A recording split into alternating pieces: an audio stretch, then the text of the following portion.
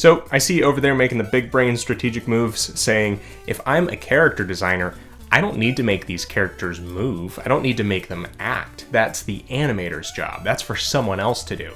All I have to do is make a model sheet, draw them in a T-pose, rotate them around, and I'm done. To which I say, congratulations, you're right. Thank you for watching, and have fun creating. Character design is about creating something we can identify with, and we've talked plenty about imbuing a character with human qualities. And to specifically omit our movement and body language is to leave out a huge resource for telling people about your character and making them care. Another big part of designing characters is figuring out and showing personality. And while you can do some of that on a static character, again, you're missing out if you're not showing it through their actions. Action's more exciting anyway, but it can be difficult to move a character in space to make a pose exciting, so let's work on how to do that.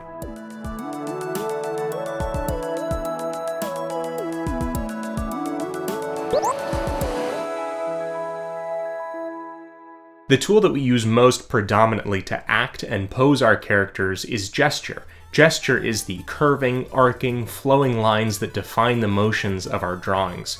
You may be familiar with something called the line of action, a singular arc throughout a character that everything is based off of. You can do this, and it's a common way to get a lot of clarity, but there's a lot more nuance oftentimes than just one single motion. It is, however, a good starting point when digesting the gesture of something that you're looking at. The best way to learn gesture is through observation and quick drawings, where you identify the curves and lines of a human subject. It could be in person, it could be through the multitude of resources online. The results of those won't look too different than very swoopy stick figures, because you aren't rendering out the shadow under the person's eyelid, you're looking for common overall motions and where the weight of the person is distributed. On the subject of doing studies from existing humans, another great thing to do is study really animated facial expressions. And I know it can be confusing, but I'm actually talking about real humans making animated expressions. Oftentimes you can find great expressions in TV shows or movies from really expressive people. If you're trying to improve your acting, what better place to start than professional actors or people whose natural personality and reactions are so over the top. Now, both gesture drawing and facial expression studies are the best way to digest raw human acting knowledge into your drawing. And even if it doesn't seem like it, this will translate directly into drawing characters, whether they be standard humans or more like super cute stylized blobs. Once you're in the process of creating your characters, though, there's a few things that can help. As you're concepting, it can be tempting to do what we talked about at the outset. Get really invested in the little details and correct structure of your character, the result being a stiff turnaround sheet. Before you get too bogged down with that, though, infuse gesture into your concepts. Try drawing quick poses of the character and see if you can get an interesting silhouette out of it. That's another huge tool at our disposal, because a clear silhouette can express a huge amount of emotion and personality without even being able to see a character's face. Drawing poses like this helps too, to see if your character can really move around and look interesting while they're moving, instead of simply standing still in one cool way. Make sure you're getting my good side. I look like a translucent potato from any other direction. Once you have a good handle on your character, or if you've kind of already gotten one established, one of the best things that you can do is something animators do all the time.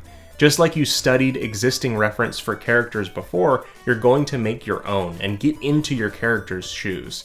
This is especially helpful when you have a complicated pose, a unique camera angle or perspective, or a really polished piece that you want to make.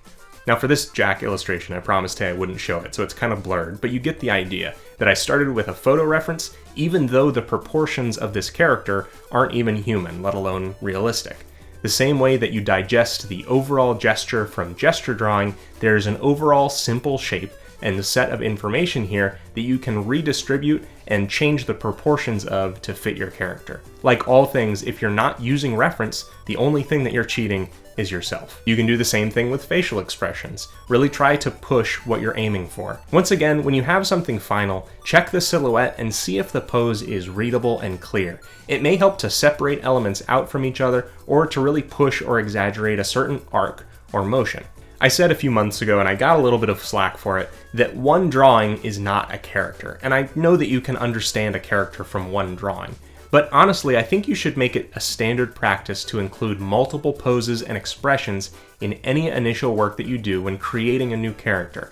I think the results will be a stronger design and something we can more easily identify with. If you haven't checked it out already, BIKO'S backpack for March has 5 items in it, including a Baby Boy Tommy sticker and a Timekeeper keychain. BIKO'S backpack is a monthly delivery of new original art into your mailbox. Check out more at patreon.com/bageldenizen and keep the forge burning.